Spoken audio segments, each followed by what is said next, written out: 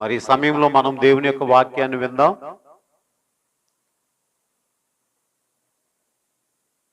ఈరోజు మనము బాగా ఎరిగినటువంటి దావీదు యొక్క జీవిత అనుభవాలు. బైబిల్ గ్రంథంలో కొంతమంది వారు బాల్యం నుంచి మరణించే వరకు కూడా వారి చర్యలు లిఖించబడ్డాయి. కొంతమంది అయితే అప్పటికి ఆ సమయంలో వారు అవసరత మేరకు దేవుని చేతిలో వాడబడినటువంటి విధానం లిఖించబడింది. కొంతమందిని మనం చూస్తే అలాంటి వారిలో మోషే ఒకడు, బాల్యం నుంచి మరణించే వరకు.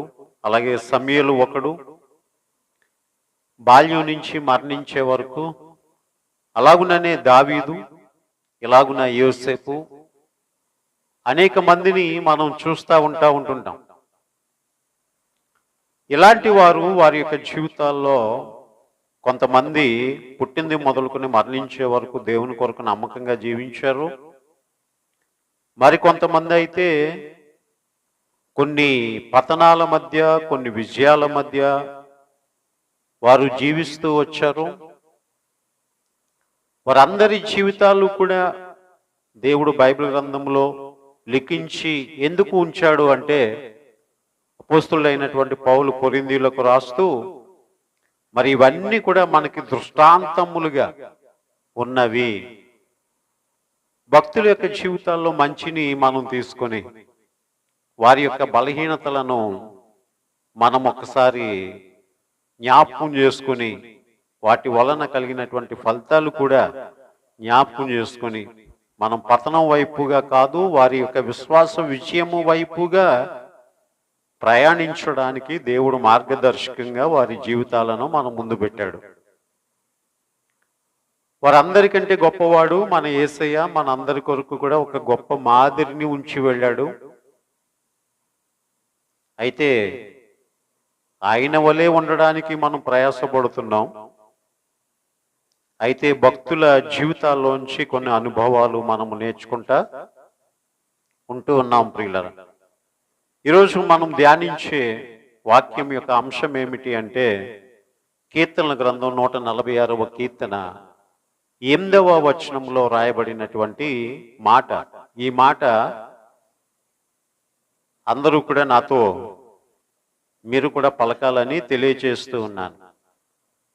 యెహోవా కృంగిన వారిని లేవనెత్తువాడు. మరలా చెప్పండి, యెహోవా కృంగిన వారిని లేవనెత్తువాడు. ఈ మాటలో దేవుని యొక్క కార్యముంది, దేవుని యొక్క గుణముంది, దేవుని యొక్క ప్రేమ ఉంది. దేవుడు ఏం చేసేవాడు అనేటువంటి విషయం ఇక్కడ వ్రాయబడుతూ ఉంది. ఈరోజు మనం ధ్యానించే అంశం ఏమిటి అంటే, కృంగిన వారిని యెహోవా లేవనెత్తువాడై ఉంటూ ఉన్నాడు. ఈ లోకంలో మనం చూస్తూ ఉన్నటప్పుడు కృంగిపోవుట అంటే ఇది ఇప్పటి కాలంలో అంతగా వాడుకలో లేదు ఈ మాట. కానీ మన వెనుకటి దినాలలో ఎక్కువగా ఈ మాట వాడుతూ ఉండేవారు. ఏదైనా ఒక బిల్డింగ్ ఒరిగిపోయి పడిపోవడానికి సిద్ధంగా ఉందనుకోండి, ఆ ఇల్లు కృంగిపోతుంది అంటారు. అంటే భూమిలోకి దిగిపోతుంది అని అర్థం. పతనమైపోతుంది, పడిపోతుంది అని అర్థం. అలాగే ఏదైనా ఒక బ్రిడ్జ్ డ్యామేజ్లో ఉందనుకోండి, ఆ వంతెన కృంగిపోతుంది అంటారు.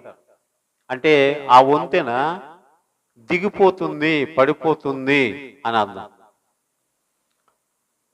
వీటన్నిటికీ కూడా అర్థం ఏమిటి అంటే, కృంగిపోవుట అంటే దిగిపోవుట, పడిపోవుట. ఇలాంటి పరిస్థితులు మానవుని యొక్క జీవితంలో ఎట్లా వస్తాయి? ఒక వంతెన దాని యొక్క పటిష్టత తప్పిపోతే అది కృంగిపోతుంది. అలాగుననే ఒక ఇంటికి సరి అయినటువంటి బేస్మెంట్ లేకపోతే అది కుంగిపోతుంది. ఇంకా వరదలు వచ్చినప్పుడు, వానలు వచ్చినప్పుడు ఇలాంటి కృంగిపోయేటువంటి పరిస్థితులు ఏర్పడతా ఉంటుంటాయి. అయితే మానవులుగా మనము ఈ కృంగిపోవుట అనేటువంటి దాన్ని ఎలాగున మన జీవితాల్లో అన్వయించుకుంటాము అంటే, మనం చాలా మార్లు భయంకరమైనటువంటి పరిస్థితులు మనకు ఎదురైనప్పుడు మన బలమంతా కూడా పోయినట్లు మనము కృంగిపోయాం. ఇంకా చెప్పాలి అంటే శక్తి కోల్పోయి సతికిల పడిపోయాం. మనలో జీవము లేనట్టు, మనలో ప్రాణము లేనట్టు, మనలో శక్తి లేనట్టు మనము నిర్జీవముగా మారిపోయాం. ఆ పరిస్థితులు మనలను అట్లా చేసాయి. అది ఒకటి మనవారే కావచ్చు, మన బంధువులే కావచ్చు, మన అన్నదమ్ములు అక్క చెల్లెళ్ళే కావచ్చు, మన ఇరుగు పొరుగు వారు శత్రువులుగా మారినప్పుడు కావచ్చు, మన బలము క్షీణించినప్పుడు కావచ్చు, అలాగుననే మనము పాపములో పడిపోయిన తర్వాత తీవ్రమైనటువంటి నష్టాన్ని మనం ఎదురు చూసిన తర్వాత ఆ యొక్క జ్ఞానంలోనికి మనం వచ్చినప్పుడు ఏంటి ఇలాగ అయిపోయింది నా జీవితం అని అనుకున్న పరిస్థితుల్లో మనం కృంగిపోతా ఉంటుంటాం. హృదయం బలహీనమైపోద్ది. మనసులో ధైర్యము అనేటువంటిది ఉండదు. అలాంటి పరిస్థితులలో సమస్తాన్ని కోల్పోయినప్పుడు ఈ బ్రతుకు నాకు ఎందుకు అనుకుంటున్నటువంటి పరిస్థితుల్లో, బ్రతుకు మీద ఆశ లేనటువంటి పరిస్థితుల్లో, ఇందాక మనం పాట పాడుకున్నాం కదా, నాకిక ఆశలు లేవనుకునగా నా ఆశ నీవైతివే.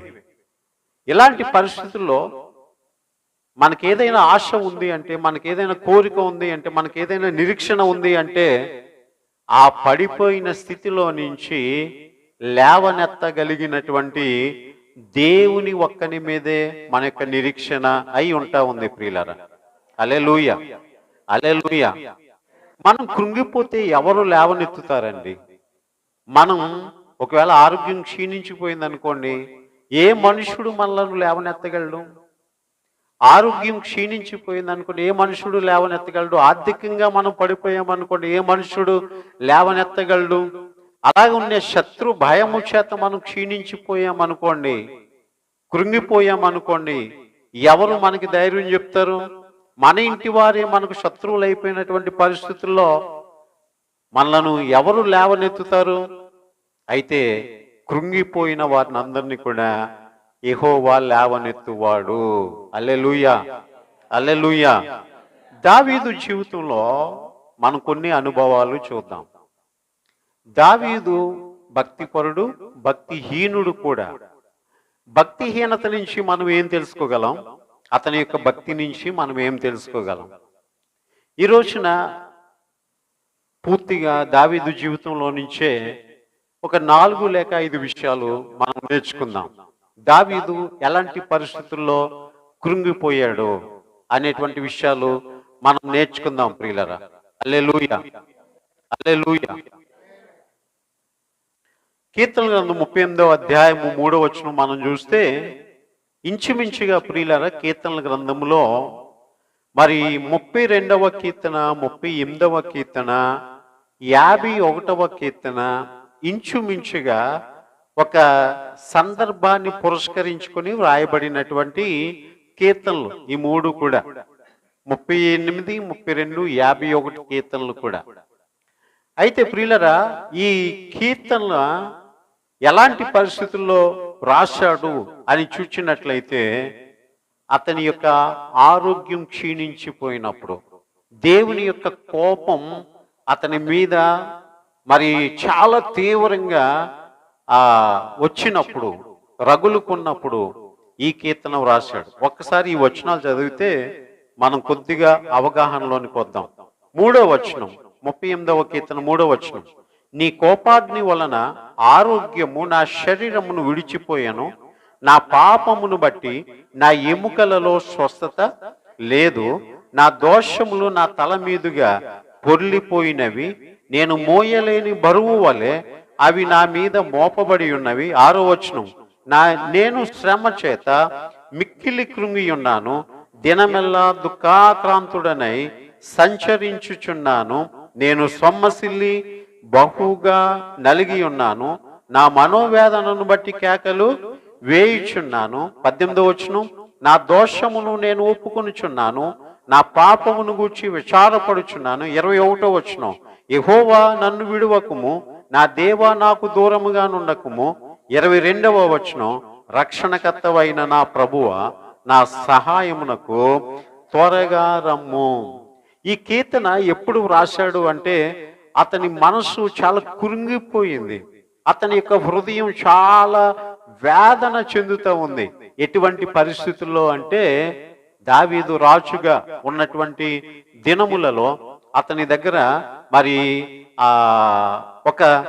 ఒక సైన్యంలో పనిచేసేటువంటి ఒక వ్యక్తి ఉన్నాడు. అతనే ఎవరు అంటే బెత్షెబా భర్త అయినటువంటి ఉరియా.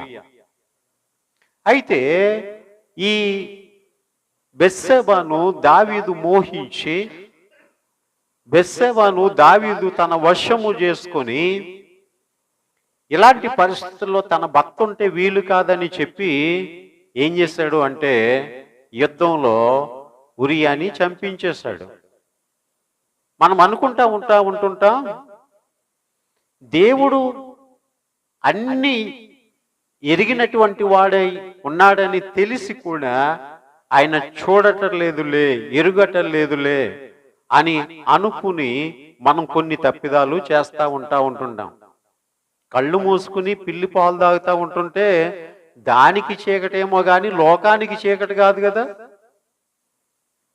ఇలాగున్న చాలా మంది వారి జీవితాల్లో అనుకుంటా ఉంటుంటారు, ఎవరు లేరు కదా, ఎవరు వినలేదు కదా, ఎవరు చూడలేదు కదా, నేను ఒక్కడే ఉన్నాను కదా అని అనుకుని చాలా తప్పిదాలు చేస్తూ ఉంటుంటారు. ఎంత జలసగా, ఎంత సంతోషంగా, ఎంత తీవ్రమైనటువంటి వ్యామోహంలో తప్పిదాలు చేస్తారో ఆ తర్వాత దాని నుంచి వచ్చేటువంటి ఫలితం అంత కృంగుబాటుకు కారణమవుతుంది, అంతగా ఏడవడానికి కారణమవుతుంది, అంతగా రోధించడానికి కారణమవుతుంది. కనుక ప్రియులరా, ప్రతి విషయాన్ని కూడా రాబోయే దినములలో దీని పరిమాణం ఏమిటి అని ఆలోచించి చెయ్యకపోతే గనుక చేసే ప్రతి ఒక్కటి కూడా మంచిదిగా ఉండదు. మనం ఆలోచించి ప్రతి పని కూడా చెయ్యాలి. అయితే ఈ విధమైనటువంటి తప్పిదం దావీదు చేయడం వలన దావీదు జీవితంలో ఏమైందంటే మరి దేవునికి కోపాన్ని పుట్టించాడు. అందుచేతనే అంటున్నాడు, నీ కోపాగ్ని వలన ఆరోగ్యము నా శరీరమును విడిచిపోయాను. దేవునికి కోపం వస్తేనట మానవులలో ఆరోగ్యమును క్షీణింపజేస్తాడట.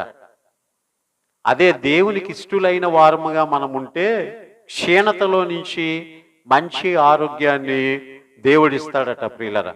ఎందుచేతనంటే మానవుని యొక్క ఆయుష్, ఆరోగ్యము ఆయన చేతిలో ఉంది. ఏమండి, మరణమొందించువాడును, పుట్టించువాడును, గిట్టించువాడును, బ్రతికించువాడును కూడా ఆయనే. మనుషులందరూ కూడా ఆయన వశములో ఉన్నారు. అందుచేత దావీదు ఉరియా భార్యను తన యొక్క రాజగృహంలోనికి తెప్పించుకొని ఆ ఉరియాను చంపించిన సమయములో ప్రియులారా, ఎప్పుడైతే ఈ విషయం ఎవరికీ తెలియదులే అని బహుగా సంతోషిస్తూ ఉన్నాడో అంతలోనే ఒక పిడుగు పడినట్లుగా నాతాను అనేటువంటి ప్రవక్త వచ్చి, దావీదు నువ్వు ఇట్లా చేయడం న్యాయమా? ఇది న్యాయం కాదు కదా, దేవుని దృష్టికి మహా పాపము కదా అని తెలియజేస్తున్నప్పుడు దావీదు, నేను శ్రమ చేత కృంగి ఉన్నాను, దినమెల్లా దుఃఖకాంతుడనై సంచరించుచున్నాను. హల్లెలూయా. నేను శ్రమ చేత మిక్కిలి కృంగి ఉన్నాను. కొన్నిసార్లు మన పాపము ఒక శ్రమగా మారి, మన పాపము ఒక శాపముగా మారి మన సంతోషాన్ని దొంగిలిస్తుంది, మన ఆనందాన్ని దొంగిలిస్తుంది, మన ఆరోగ్యాన్ని కూడా దొంగిలిస్తుంది. ఎందుచేతనంటే పాపం వలన వచ్చేటువంటి జీతం మరణమే కనుక ఎంత సంతోషంగా పాపము చేయడానికి పరుగులెడతారో అంతగా ఆ పాపం యొక్క ఫలితం మనుషులను కృంగిపోయేటట్లుగా చేస్తూ ఉంటుంటది. ఇలాంటి నేపథ్యంలో దావీదు ఏం చేశాడు? కృంగిపోయినటువంటి పరిస్థితుల్లో దావీదును దేవుడు ఎలా లేవనెత్తాడు అనేటువంటి విషయాలు మనం ముందుకు వినబోతూ ఉన్నాం. అయితే అతని యొక్క ఆరోగ్యము క్షీణించినప్పుడు అతడు కృంగిపోయాడు. చూసారా, కృంగిపోవడం అంటే బలహీనమైపోవడం, కృంగిపోవడం అంటే దిగిపోవడం, కృంగిపోవడం అంటే ఒక రకంగా కృషించిపోవడం. కనుక ప్రియులారా, ఇలాంటి పరిస్థితులలో దావీదు చేసినటువంటిది ఏంటి అంటే, ఆరోగ్యం క్షీణించినప్పుడు, కృంగిపోయినప్పుడు దేవునికి ప్రార్థన చేస్తూ వచ్చాడు. ప్రియులారా, హల్లెలూయా, హల్లెలూయా. చూడండి, తన ఇష్టము చొప్పున ఇంటిని విడిచి, తండ్రిని విడిచి, తండ్రి ఆస్తిలో భాగాన్ని పట్టుకుని పోయినటువంటి ఆ తప్పిపోయిన కుమారుడు కూడా సంతోషంగా ఉన్నాడంటే లేదు. అతను కూడా మనసులో కృంగిపోతున్నాడు. ఏంటి నా బతుకేంటి, నేనేంటి పందులు తినే పొట్టికి ఆశపడడం ఏంటి అని కృంగిపోతూ ఉన్నాడు. అటువంటి వారిని తండ్రి ఏం చేశాడు? మరింత బాధకు గురి చేశాడా? తిరిగి వస్తున్నటువంటి ఆ కుమారుడు పశ్చాత్తాపంతో తిరిగి వచ్చిన తర్వాత తండ్రి పరుగున వెళ్ళి కౌగిలించుకుని ముద్దాడి ఇంటికి తీసుకుని వచ్చాడు. ఈ విధంగా మనం చూసినట్లయితే చాలా మార్లు మనం చేసిన పాపాన్ని బట్టి మనం పశ్చాత్తాపడి ఏడుస్తూ ఉంటుంటే దేవుడు మన పశ్చాత్తాపాన్ని ఆయన తోలనాడేవాడు కాదు, మన కన్నీటిని ఆయన తొడవని వాడు కాదు. అలాంటి టైంలో ఆయన మనల్ని ప్రేమించి ఆదరించి కౌగులించుకొని ఏం చేస్తాడు చెప్పండి? మనల్ని ధైర్యపరుస్తాడు. కృంగిన వారిని అందరినీ ఇక్కడ ఆయన ఏం చేసేవాడు? లేవనెత్తేటువంటి వాడై ఉంటూ ఉన్నాడు. మనకు తెలుసు, మోయాబస్తురాలైనటువంటి రూతు తన జీవితంలో భర్తను పోగొట్టుకుని చాలా కృంగిపోయినటువంటి పరిస్థితుల్లో ఉంది. ఒక రకంగా చెప్పాలి అంటే చరిత్రకారులు చెప్తారు, ఆమె ఒక పెద్ద ఇంట పుట్టినటువంటి ఆమె అయినప్పటికీ కూడా ధర్మశాస్త్ర క్రమాన్ని అనుసరించి నీ జనమే నా జనము, నీ ప్రజలే నా ప్రజలు, నీ దేశమే నా దేశము, నువ్వెక్కడ మృతి పొందుతావు నేనే అక్కడ మృతి పొందుతానని ఒక నిర్జీవమైనటువంటి స్థితిలో, ఏమండి నిస్సహాయ స్థితిలో ఆమె రిక్తురాలుగా ఆయా యూదయ దేశపు బెత్లెహేముకు వచ్చిన తర్వాత ఆమె కృంగిపోయిన స్థితిని దేవుడు ఉన్నతంగా లేవనెత్తి ఒక ధనవంతునికి భార్య కాగలిగినటువంటి స్థితిని దేవుడిచ్చాడు. ప్రియులారా, హల్లెలూయా, హల్లెలూయా. మీ ఆరోగ్యం క్షీణించి మీరు కృంగిపోయినా, మీ పరిస్థితులు మిమ్మల్ని కృంగదీస్తూ ఉన్నా దేవునికి ప్రార్థన చేస్తే ఆయన మిమ్ములను ఉన్న స్థితిలో నుంచి లేవనెత్తుతాడు. ప్రియులారా, మనందరికీ తెలుసు ఎన్నో ఉదాహరణలు బైబిల్ గ్రంథంలో ఉన్నవి. ప్రియులారా, ఒక శిష్యురాలి యొక్క భార్య ఆ భర్త చనిపోయినప్పుడు 2 కుమారులతో అప్పుల వాడి ఇంటి మీదకి వచ్చి పడుతూ ఉన్నటప్పుడు, నీ పిల్లల్ని నేను తీసుకెళ్ళిపోతాను, బానిసలుగా చేసుకుంటాను అంటే ఇటు అప్పు తీర్చలేక పిల్లలు దూరం అయిపోతూ ఉన్న పరిస్థితుల్లో ఆమె బహువేదనతో దైవజనుల దగ్గరికి వెళ్ళిన తర్వాత ఆమె చింతనంతటిని కూడా దేవుడు దూరపరిచినట్లుగా మనం చూస్తూ ఉన్నాం. ఏ విషయంలో కృంగిపోయావు? చాలా మంది ఆరోగ్యం విషయంలో కృంగిపోతూ ఉంటున్నారు. కొంతమంది ఆర్థికంగా, కొంతమంది మానసికంగా, కొంతమంది అయ్యో ఏంటి నేను ఇంత దిగజారిపోయిన పాపినైపోయానేంటి అని చాలా మంది కృంగిపోతూ ఉంటుంటారు. నాకెవరు లేరు, నాకెవరు సహాయం చేస్తారు అన్నట్లుగా కృంగిపోతారు. కానీ ఆయన అంటున్నాడు, ఎవరైనా కృంగిన స్థితిలో ఉన్నట్లయితే గనక వారిని నేను లేవనెత్తేటువంటి వాడనై ఉంటూ ఉన్నాను. హల్లెలూయా. ఇక రెండవదిగా మనం చూస్తే ఈ కృంగుపాటు అనేటువంటిది దేని వలన వస్తుంది అంటే దావీదు జీవితంలోంచి మనం చూద్దాం ప్రియులరా. శత్రువులు లేక ఇంటి వారు బాధించినప్పుడు, శత్రువులు లేక ఇంటి వారు బాధించినప్పుడు, మనకి శత్రువులు కొన్నిసార్లు ఎవరు అంటే మన ఇంటి వారే, మన ఇంటి వారే, మన అన్నదమ్ములే, మన అక్క చెల్లెళ్ళే. అలాగుననే భార్య భర్తకు, భర్తకు భార్య ఇలాగున శత్రువుల్లాగా వ్యవహరిస్తూ ఉంటుంటారు. ఇలాంటి పరిస్థితుల్లో మనం ఏమనుకుంటామంటే ఆదరించవలసినటువంటి వారు, ప్రేమించవలసినటువంటి వారు, పోషించవలసినటువంటి వారు ఎట్లా చేస్తున్నారేంటి నా జీవితంలో, ఏంటి నా బ్రతికిలా అయిపోయింది, ఇలాంటి వ్యక్తిని వివాహం చేసుకున్నానేంటి, ఇలాంటి ఇంట అడుగు పెట్టేనేంటి, నా బ్రతికేంటి ఇలా అయిపోయింది అని చాలా మంది కృంగిపోతా ఉంటుంటారు ప్రియులారా. దావీదు జీవితంలో కూడా ఇలాంటి పరిస్థితి జరిగింది. ఎవరో కాదు ఏమండి, దావీదు కుమారుడైనటువంటి అబ్షాలోము ఏం చేశాడంటే తండ్రి బ్రతికి ఉంటుండగానే తండ్రి యొక్క రాజ్యాన్ని ఆక్రమించుకోవాలి అనేటువంటి ఉద్దేశముతో తండ్రినే తరుముతా ఉన్నాడు చంపడానికి. ఎంత బాధండి. పిల్లలు మనకి వ్యతిరేకస్తులు అయిపోతే మనం ఇంకా బాధ ఎవరితో చెప్పుకుంటామండి? ప్రేమించినటువంటి భర్త మనకి వ్యతిరేకం అయిపోతే ఇంకా బాధ ఎవరితో చెప్పుకుంటామండి? మనకి ఏదైనా కష్టం నష్టం వచ్చినప్పుడు మన అన్నదమ్ములతో చెప్పుకోవాల్సినటువంటి పరిస్థితుల్లో వాళ్ళే మనకి శత్రువులు అయిపోతే ఇంకా మనం ఎవరితో చెప్పుకుంటామండి? దావీదు జీవితంలో వ్యక్తిగత పతనం ఉంది.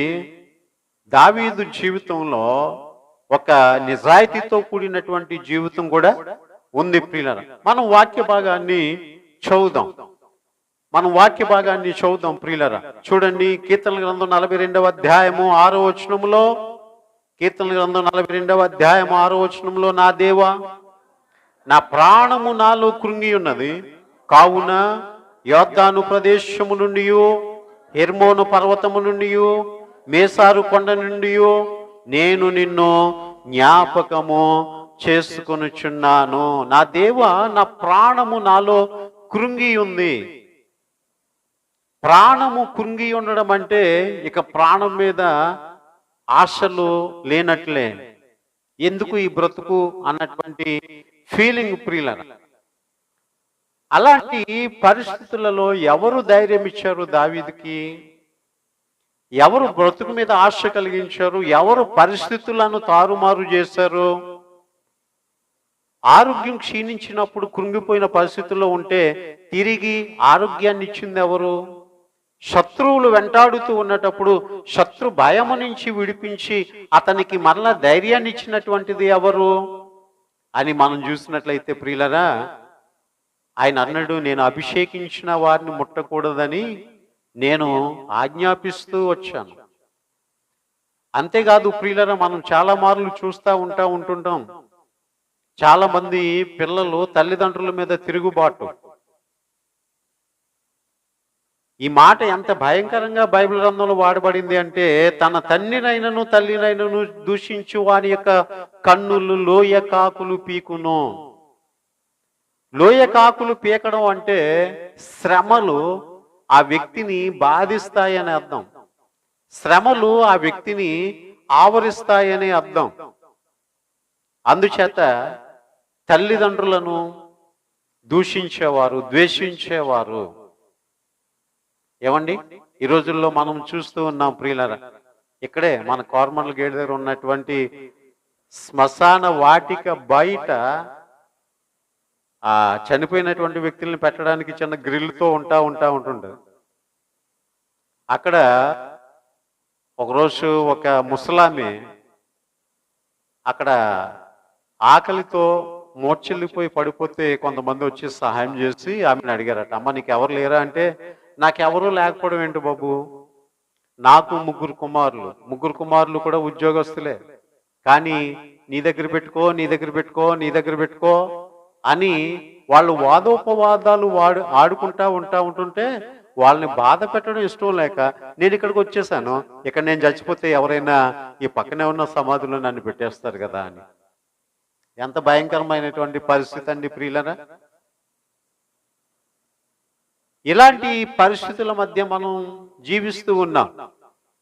ఏదేమైనా దేవుని యొక్క వాక్యం వింటున్న మన అందరి జీవితాల్లో గొప్ప మార్పును కలుగు చేయునుగాక. హల్లెలూయా. వాక్యము జ్ఞానమై ఉంది, వాక్యము వెలుగై ఉంది. ఆ వెలుగు, ఆ జ్ఞానము దేవుడు మన హృదయాల్లో ఇచ్చునుగాక.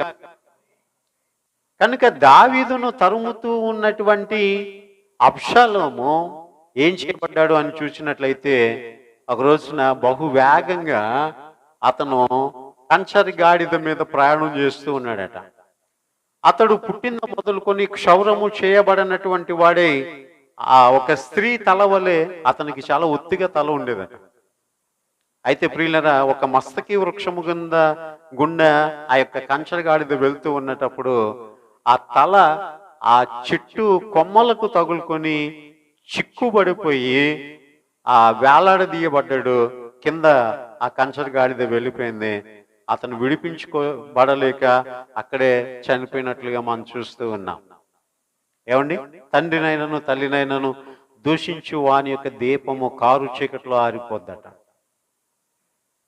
అందుచేత తల్లిదండ్రులను ప్రేమించాలి, తల్లిదండ్రులను గౌరవించాలి. కనుక కుమారుడే శత్రువుగా మారిపోయినప్పుడు ఇక ఎవరు చెప్పుకుంటారండి? ఏమండి, ప్రేమతో కానీ ప్రేమతో పెంచి అన్నీ చేసిన తర్వాత కొంచెం లోక జ్ఞానం రాగానే, ఇక మనంతటా మనం బ్రతకగలమనే ఆధారం రాగానే తల్లిదండ్రులను కానరాని వారైనట్లుగా మరి చూస్తూ ఉంటుంటారు. కొన్ని కుటుంబాల్లో మనం చూసినట్లయితే చూస్తూ ఉంటుంటాం. జీవితంలోనికి ఇంక భర్త రాగానే ఏమండి ఆ భార్యతో అంటూ ఉంటుంటాడు, నీ తల్లిదండ్రులు అత్తమాను వచ్చి వెళ్తున్నారు, ఏంటి పరిస్థితి అంటాడు. భార్య అంటది, ఏంటి మీ తల్లిదండ్రులు మనతోటే ఉన్నారు, ఏంటి పరిస్థితి అని అంటూ ఉంటుంటారు. ఈ భర్త ఏమో భార్య తరపున తల్లిదండ్రులను ప్రేమించడు. అలాగుననే ఈ భార్య కూడా భర్త తరపుని తల్లిదండ్రులను ప్రేమించడు. ఎలాగున కుటుంబంలో ఉన్నటువంటి వారు శత్రువులు అయిపోతున్నారు. ఎక్కడ చూసినా ప్రేమ లేదు, ప్రేమ చల్లారిపోతా ఉంది. ఈ లోకంలో ప్రేమ అనేటువంటి విత్తనాన్ని విత్తితే అక్షయమైన శాశ్వత రాజ్యం అనేటువంటి పంటను మనం పరలోకంలో కోస్తాం. హల్లెలూయా, హల్లెలూయా. అందుచేత అపోస్తుడైనటువంటి పౌలు అంటాడు, ప్రేమ కలిగి ఉండుటకు ప్రయాసపడుడి. ఇదొక ప్రయాసే, ఇదొక ప్రాక్టీస్, ఇదొక ఎక్సర్సైజ్. ప్రేమ కలిగి ఉండడం, ప్రేమ కలిగి ఉండడం. అందుచేత ఆ కుమారుని వలన చూడండి, దావీదు యొక్క ప్రాణం ఏమైపోయిందంట, కృంగిపోయిందంట, కృంగిపోయిందట. అయితే కుమారుడు శత్రువుగా ఉండి మరణించినప్పటికీ కూడా అతని ప్రాణం తెప్పరిల్లుతుందా అంటే అతని ప్రాణం ఆ కృంగిపోట్లోనే ఉండిపోయింది ప్రియులరా. ఇక మూడవదిగా మనం చూస్తే సామెతల గ్రంథం 24వ అధ్యాయము 10వ వచనంలో, శ్రమ దినమున నీవు కృంగిన యెడల నీవు చేతగాని వాడవు ఆగుదువు. శ్రమ ఏం చేస్తుందట? కృంగుబాటును కలుగు చేస్తుందట. ఎన్ని రకాల కృంగుబాటు చెప్పాను నేను ఇప్పుడు చెప్పండి. అనారోగ్యము వలన మనిషి కృంగిపోతాడు. రెండవది శత్రువుల వలన మనిషి కృంగిపోతాడు. మూడవదిగా శ్రమ వలన మనిషి కృంగిపోతాడు. శ్రమ ఎన్ని విధాలుగా వస్తుంది చెప్పండి? ప్రాముఖ్యంగా 3 కారణాలను బట్టి వస్తుంది. ఒకటి, తాను చేసిన క్రియలను బట్టి. రెండవదిగా దేవుడు ఒకవేళ మన విశ్వాస జీవితాన్ని పరీక్షింపజూస్తే మనకు శ్రమ వస్తుంది. మూడవదిగా సాతాను మనలను శ్రమ పెట్ట చూస్తూ ఉంటుంటాడు. దావీదు జీవితంలో కూడా ఒక దినమున అనుకొనని విధముగా ఒక గొప్ప శ్రమ వచ్చింది, ఒక గొప్ప శోధన వచ్చింది. అలాంటి శ్రమ పరిస్థితుల్లో దావీదు కృంగిపోలేదు, గాని దేవుడైన యెహోవాను బట్టి అతడు ధైర్యము తెచ్చుకున్నాడట. చూడండి, సమూయేలు మొదటి గ్రంథము 30వ అధ్యాయములో కొన్ని వచనాలు మనం చదువుదాం. 30వ అధ్యాయంలో కొన్ని వచనాలు మనం చదువుకుందాం. 30వ అధ్యాయము మొదటి వచనం చదువుదాం. దావీదును అతని జనులను 3వ దినమందు సిగ్లగునకు వచ్చిరి. అంతలో అమాలేకులు దండెత్తి దక్షిణ దేశము మీదను సిగ్లగు మీదను పడి కొట్టి దానిని తగులబెట్టి అక్కడ ఉన్నటువంటి దావీదు భార్యలను బిడ్డలను ఇక దావీదు జనులందరినీ కూడా వారు బానిసలుగా చేసుకుని వెళ్ళిపోయారు. ప్రియులారా, చూడండి, దావీదు జీవితంలో గొప్ప శ్రమ ఎదురయ్యింది. అదేంటి అంటే, దావీదు ఒకానొక దినమున యుద్ధమునకు వెళ్ళి ఉండగా ఈ లోపల అమాలేకీయులు అనబడినటువంటి వారు సిగ్లకునకు వచ్చి సిగ్లకులో నివాసం చేస్తున్నటువంటి దావీదు అతని యొక్క భార్యలను బిడ్డలను అంతేకాకుండా తన యొక్క వారిని అందరినీ కూడా బానిసలుగా తీసుకుని వెళ్ళిపోయారండి. గొప్ప శ్రమ కదా, గొప్ప శోధన కదండి ఇది. ఏమండి, మన జీవితంలో ఏదైనా మనం పోగొట్టుకున్నాం అనుకోండి, ఎంత బాధ అండి, ఎంత కష్టమండి. చాలా మంది ఈ రోజుల్లో మనం చూసినట్లయితే ఈ ఏఐ వచ్చిన తర్వాత అలాగుననే కొన్ని ప్రభుత్వాలు మారుతూ ఉన్నటప్పుడు ఆ ఉద్యోగాలు కొంతమందికి పోతున్నాయని, కొంతమంది కొన్ని సాఫ్ట్వేర్ కంపెనీస్ క్లోజ్ చేస్తున్నారు అని అనగానే ఎలా బ్రతుకుతాం, ఎలా జీవిస్తాం, మన జీవనాధారం పోయిందే అని వాళ్ళకి శ్రమ, శోధన, బాధ. కనుక ప్రియులారా, ఇలాంటి పరిస్థితుల్లో ఆ శ్రమ వచ్చినప్పుడు దావీదు మరి ఎంతో కృంగిపోవాలి. కానీ దావీదులో మనం నేర్చుకోవాల్సినటువంటి విషయం ఏమిటి అంటే, ఆ కృంగిపోయిన పరిస్థితుల్లోనే దావీదు దేవుడైన యెహోవాను బట్టి ధైర్యం తెచ్చుకున్నాడట. ఈ మొదటి సమూయేలు గ్రంథం 30వ అధ్యాయం 6వ వచనంలో దావీదు మిక్కిలి దుఃఖపడెను, మరియు తమ తమ కుమారులను బట్టి కుమార్తెలను బట్టి జనులకందరికీ ప్రాణము విసికినందున రాళ్ళు రువ్వి దావీదును చంపుదము రండని వారు చెప్పుకొనగా దావీదు తన దేవుడైన యెహోవాను బట్టి ధైర్యము తెచ్చుకొనెను. హల్లెలూయా. కొన్నిసార్లు దేవుడే మన మనసులో అలాంటి ధైర్యాన్ని ఇచ్చి ఆ కృంగిపోయినటువంటి పరిస్థితుల్లో మనలను లేవనెత్తేటువంటి వాడే ఉంటూ ఉన్నాడు. ఇప్పుడు పోగొట్టుకున్న భార్యల్ని ఎవరిస్తారండి? పోగొట్టుకున్నటువంటి తన వారిని ఎవరిస్తారండి? పోగొట్టుకున్న తన సంపదను ఎవరిస్తారండి?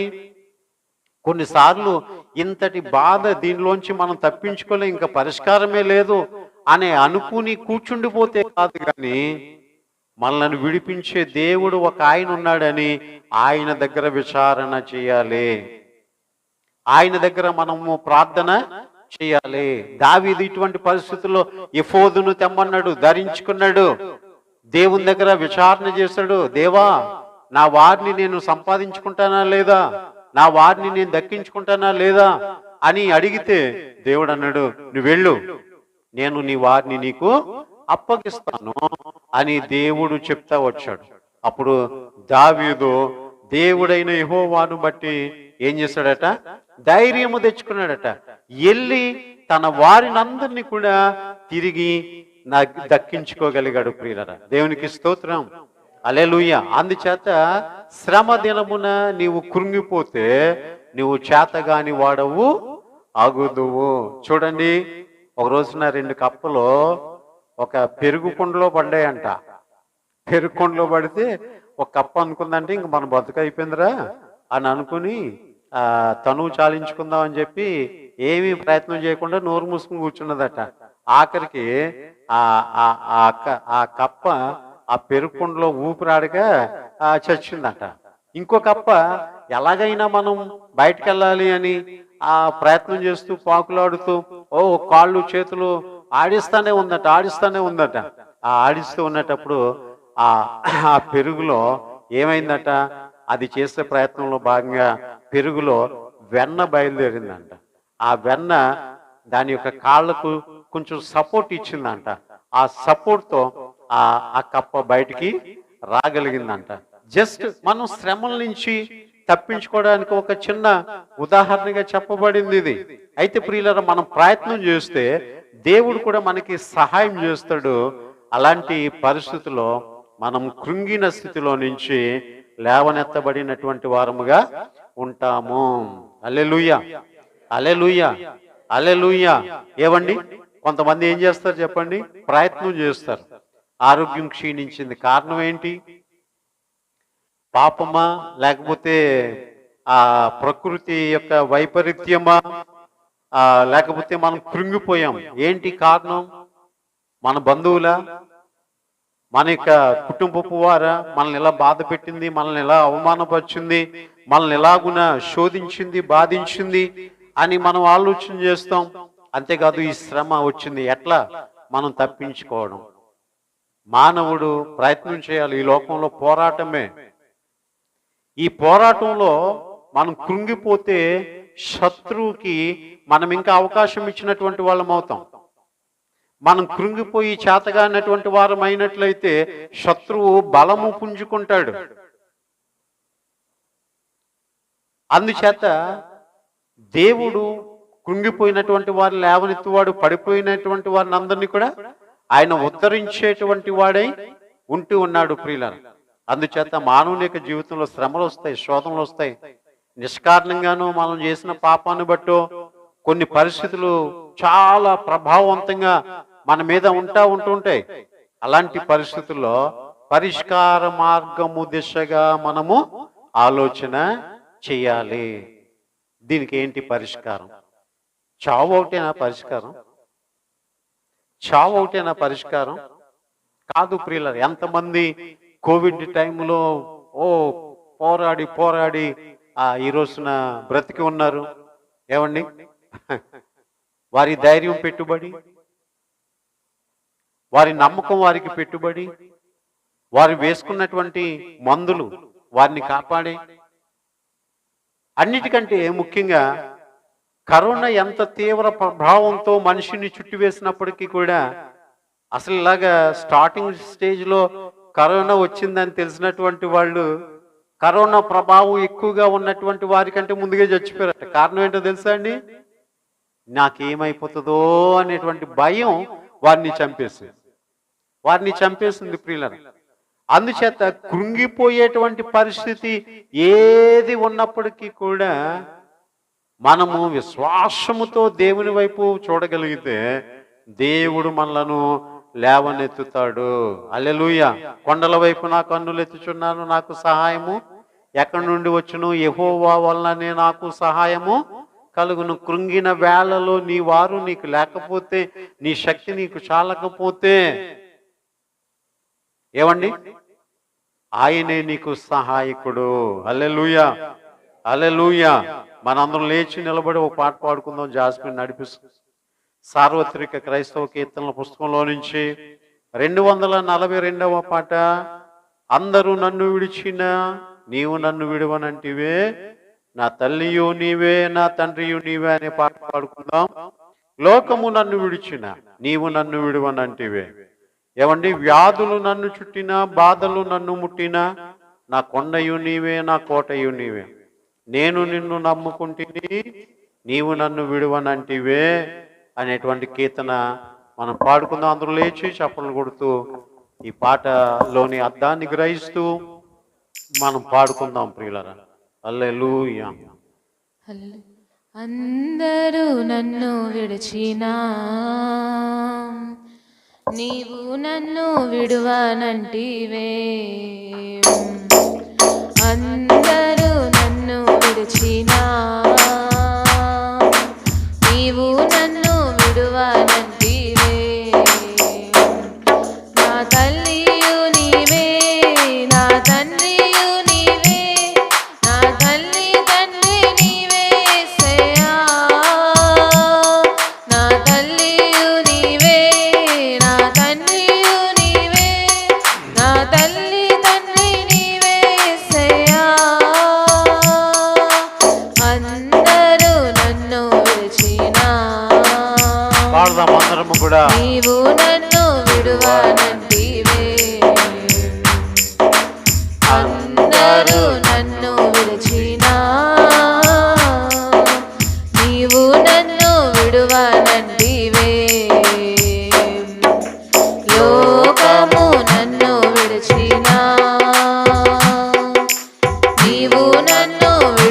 విడువానంటివే లోకము నన్ను విడిచిన కొన్నిసార్లు లోకం మనల్ని విడిచిపెట్టవచ్చు, నన్ను విడువానంటివే తల్లిదండ్రులు విడిచిపెట్టవచ్చు, అందరూ నా విడిచిపెట్టవచ్చు. బంధువు నీవే నా మిత్రుడా నీవే నా బంధుమిత్రుడ నీవే యేసయ్యా ఎవరు లేరని మనం నా కృంగిపోయిన అవసరం లేదు. బంధువు నీవే మన బంధువుగా, మిత్రుడ నీవే మన మిత్రుడుగా ఉండేవాడు ఆయనే. మిత్రుడ నీవే యేసయ్యా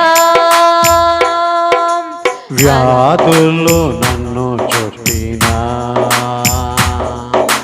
బాధలు నన్ను ముట్టినా వ్యాధులు మనలను చుట్టినా, చుట్టినా బాధలు మనలను ముట్టినా, ఓ మనకి ప్రాకారముగా కొండగా కోటగా ఉండేవాడు ఆయనే. నా కొండయు నీవే, నా కోటయు నీవే, నా కొండ కోట నీవే యేసయ్యా. పాడదాం. నా అయ్యా, కొండయు నీవే, వ్యాధులు బాధలు నన్ను చుట్టినా ముట్టినా, ఓ నా కొండ నీవే, ఓ నా కోట నీవే. నేను నిన్ను నమ్ముకొంటిని, నీవు భయపడకంటివే నేను నిన్ను నమ్ముకొంటిని అయ్యా నిన్ను నమ్ముకున్నప్పుడు ఓ నీవు భయపడకని సెలవిచ్చే మా తండ్రి నీకు స్తోత్రం. నా తోడు నీవే, నా తోడుయు నీవే నా నా నీడయు నీవే నా తోడు నీడ నీవే యేసయ్యా. నా తోడుయు నీవే, నా నీడయు నీవే నా తోడు నీడ నీవే యేసయ్యా అందరూ నన్ను విడిచినా నీవు నన్ను విడువనంటివే అందరూ నన్ను విడిచినా నీవు నన్ను విడువనంటివే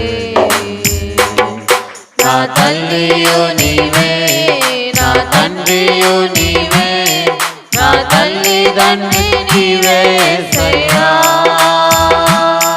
నా తల్లియు నీవే నా తండ్రియు నీవే నా తల్లిదండ్రి నీవే యేసయ్యా నా తల్లియు నీవే, నా తండ్రియు నీవే, నా తల్లిదండ్రి నీవే యేసయ్యా.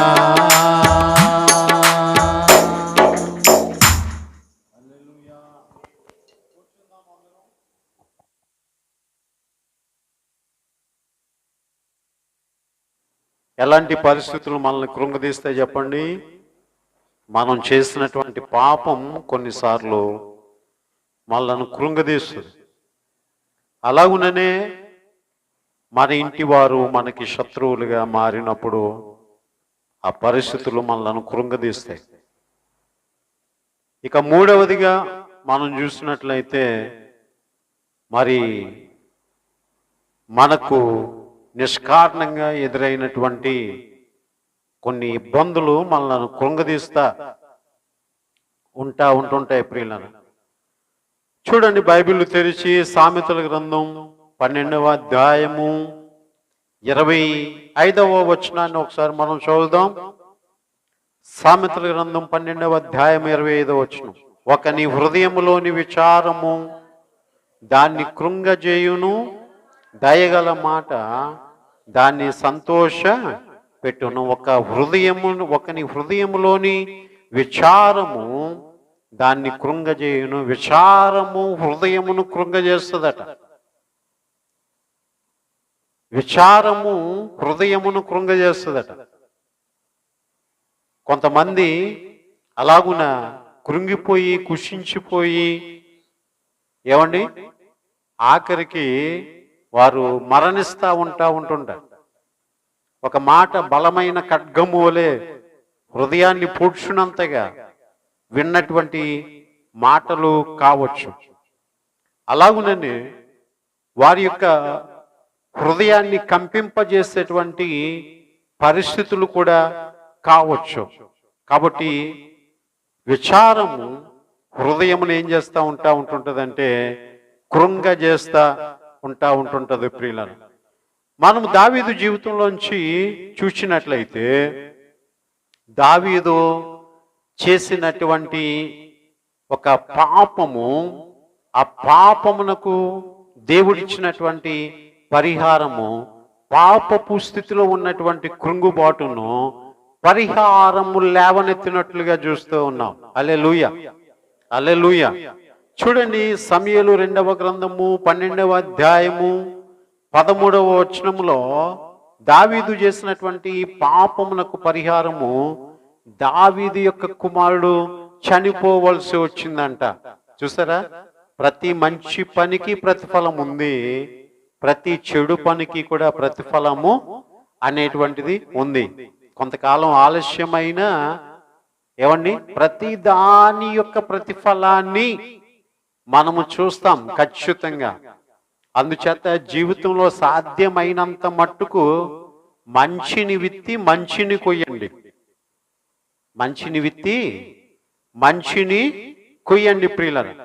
చూడండి, 2వ సమూయేలు గ్రంథం 12వ అధ్యాయము 13వ వచనం చూస్తే, నేను పాపము చేసి తినని దావీదు నాతానుతో అనగా, నాతాను నీవు చావుకుంటున్నట్లు యెహోవా నీ పాపము పరిహరించెను. అయితే ఈ కార్యము వలన యెహోవాను దూషించుటకు ఆయన శత్రువులకు నీవు గొప్ప హేతువు కలుగా చేసితివి. చూడండి ప్రియులరా, నాతాను అనేటువంటి ప్రవక్త దావీదు దగ్గరకు వచ్చి ఏమంటున్నాడంటే, నీ పాపమును దేవుడు పరిహరించెను. ఇంకా కొంతమంది అంటారండి, భూమి మీద ప్రతి మానవుడు కూడా తాను చేసిన క్రియల ఫలాన్ని అనుభవించకుండా ఆ వ్యక్తి తన జీవితాన్ని ముగించాడట. ఆ వ్యక్తి తన జీవితాన్ని ముగించాడట. అంతేకాదు, దేవుడు తన సంకల్పము చొప్పున పిలువబడిన వారి యొక్క సంపూర్ణత, దేవుని యొక్క చిత్తము వారి యందు ఏర్పడే వరకు కూడా దేవుడు అటువంటి వారిని విడువడంట. చూసారా, దేవుడు నిన్ను ఎన్నుకున్నాడు, తన రాజ్యంలో నేను చూడాలని అనుకున్నాడు.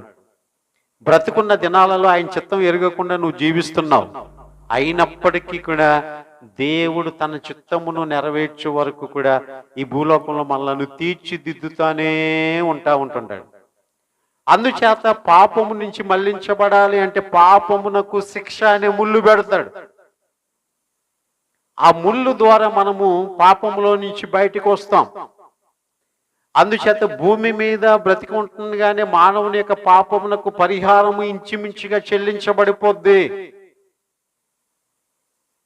అందుచేతనే వ్యాధి చేతను బాధ చేతను దేవుడు అటువంటి వారిని సరి చేస్తా ఉంటుంటాడు.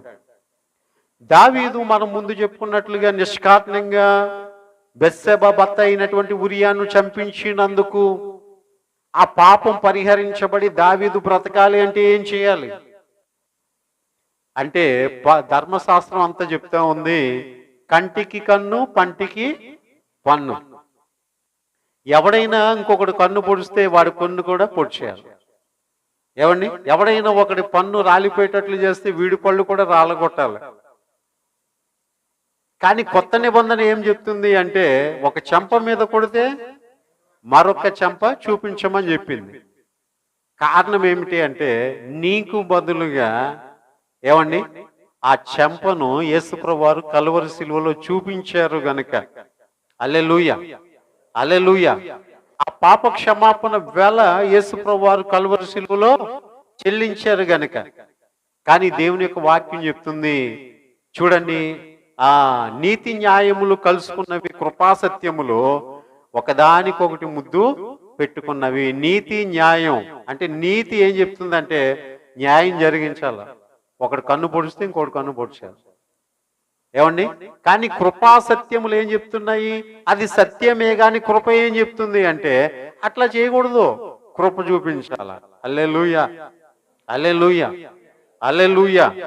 అందుచేత పాత నిబంధన గ్రంథములో దావీదు ఉరియాను చంపించినందుచేత ఆ పాపాన్ని ఎలా పరిహరించాలి అంటే, దేవుడు తన కుమారుణ్ణి జబ్బు పెట్టించి చంపేశాడు.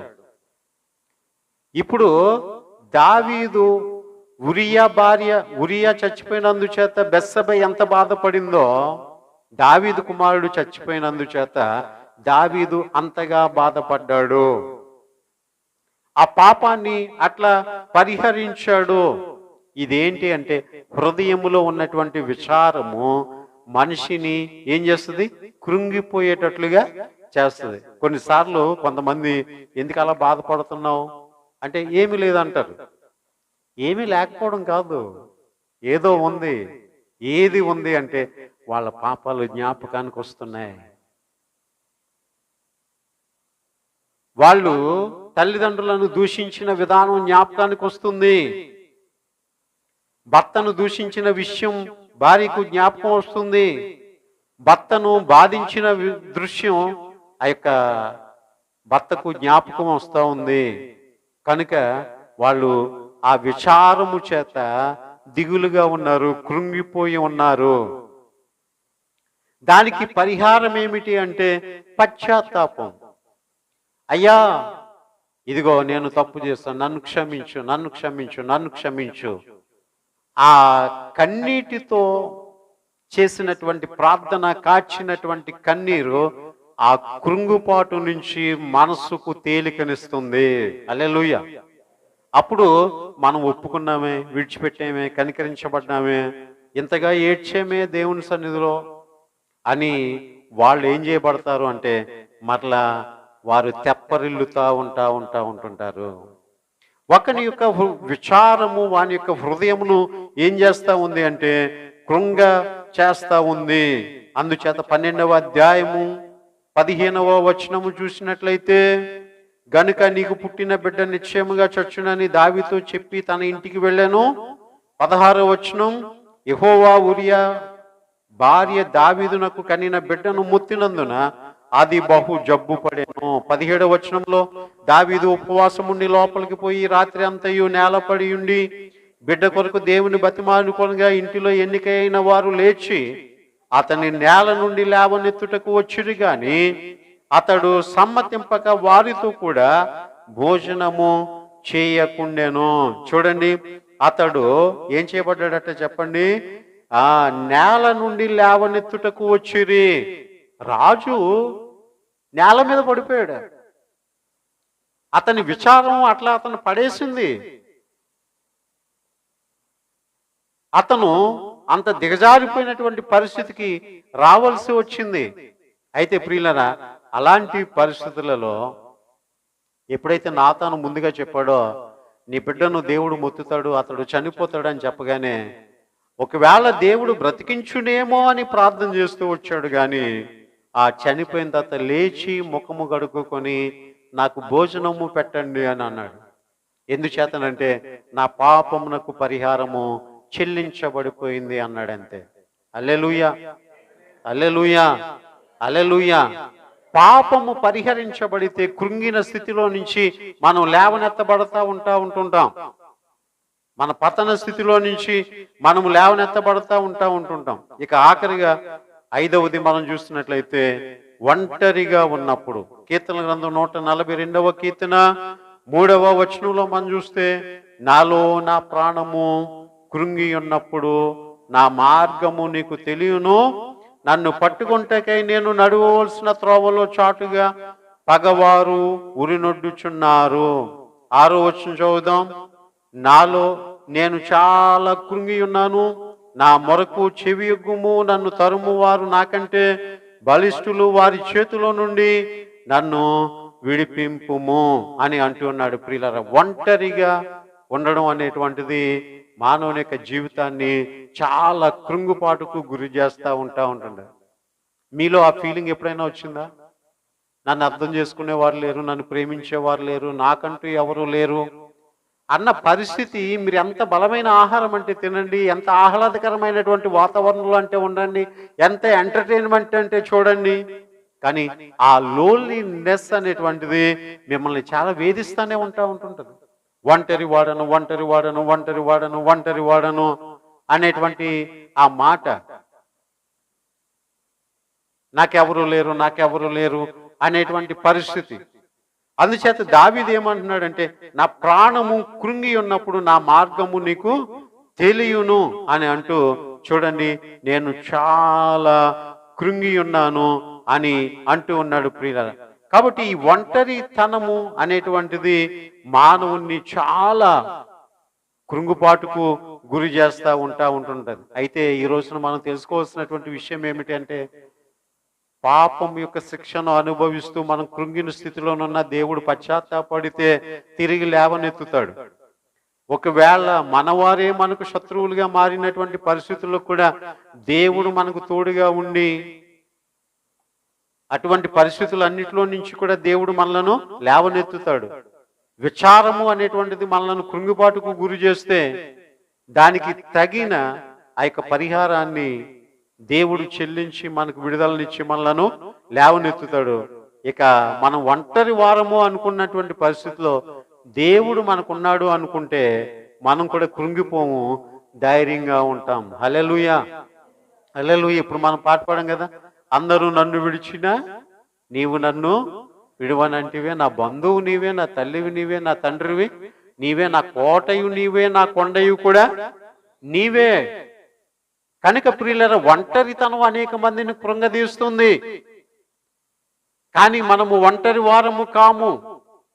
ఈ విషయాన్ని యేసు ప్రభులోంచి మనం తెలుసుకోగలము. యోహాను సువార్త 8వ అధ్యాయం 29వ వచనములో, నన్ను పంపిన వాడు నాకు తోడై ఉన్నాడు, ఆయనకి ఇష్టమైన కార్యము నేను ఎల్లప్పుడూ చేయుదును గనుక ఆయన నన్ను ఒంటరిగా విడిచిపెట్టలేదని చెప్పాను.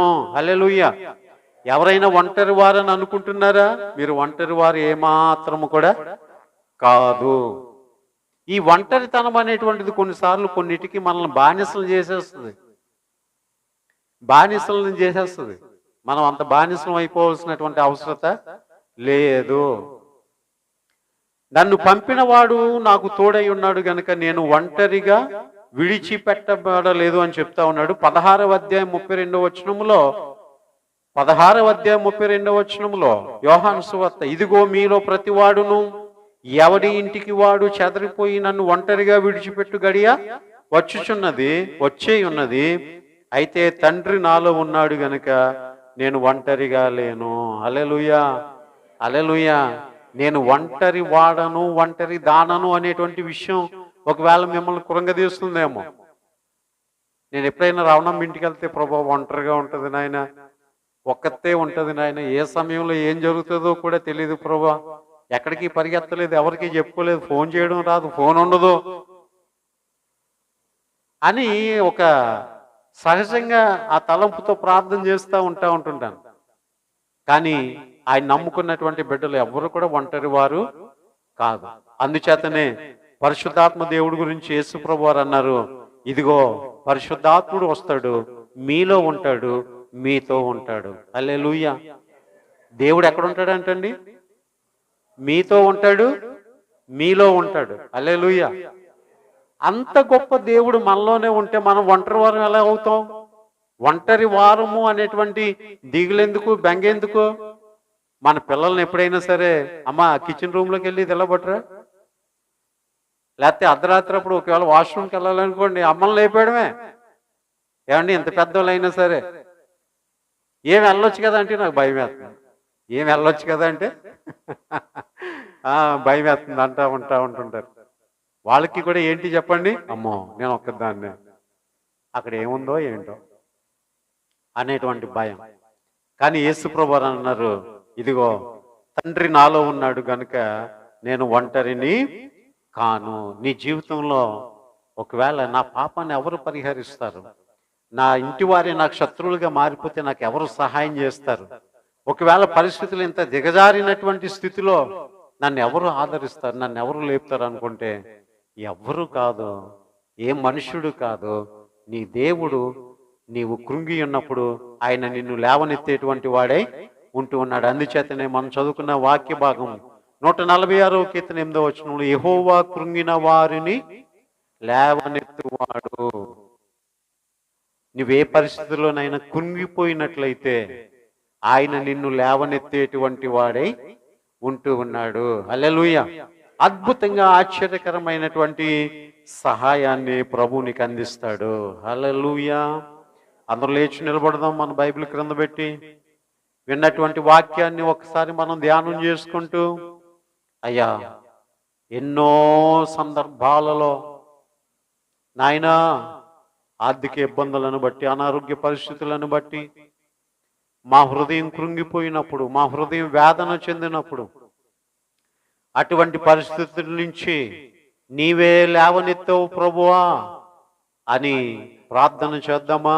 ప్రార్థన చేద్దామా? అందరం కూడా రెండు చేతుల పైకి ఎత్తుదాం.